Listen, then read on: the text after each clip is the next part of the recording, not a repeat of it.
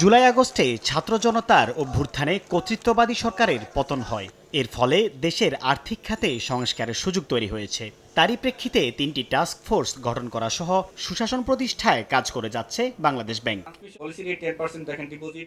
নতুন মুদ্রানীতির শুরুতে এমন কথা তুলে ধরে বলা হয়, মূল্যস্ফীতিকে আসছে জুনের মধ্যে 7 থেকে 8% নামিয়ে আনতে আগের মতোই সংকোচনমুখী মুদ্রানীতিতে থাকছে কেন্দ্রীয় ব্যাংক, যেখানে নীতি সুধার ও বেসরকারি খাতে ঋণ প্রবৃদ্ধি অপরিবর্তিত রাখা হয়েছে। আমরা চাই ইনফ্লেশনটা যেন জুন মাসের শেষে, অর্থাৎ জুন মাসের ডেটা যখন আসবে, এটা যেন 7-8%-এর মধ্যে থাকে।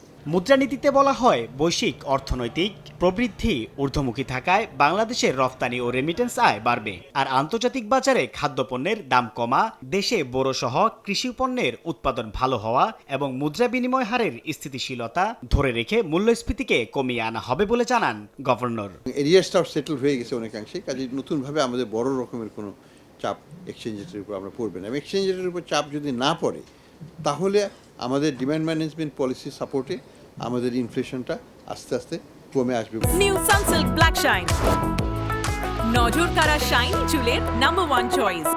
এ সময় পাচার করা অর্থ প্রসঙ্গে গভর্নর জানান, এক্ষেত্রে বিদেশের সহায়তা নেওয়া হচ্ছে, তবে দেশের মধ্যে আন্তঃমন্ত্রণালয়ের সমন্বয়ের দুর্বলতা আছে আর টাকা ফেরানো সময় সাপেক্ষ বলেও জানান।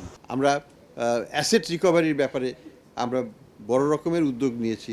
জয়েন্ট ইনভেস্টিগেশন টিম ফর্ম করা হয়েছে এবং এই ব্যাপারে আমরা প্রতিদিনই ইন্টারন্যাশনাল ক্রাইম এজেন্সি যেগুলো আছে তাদের কাছ থেকে আমরা সহায়তা পাচ্ছি।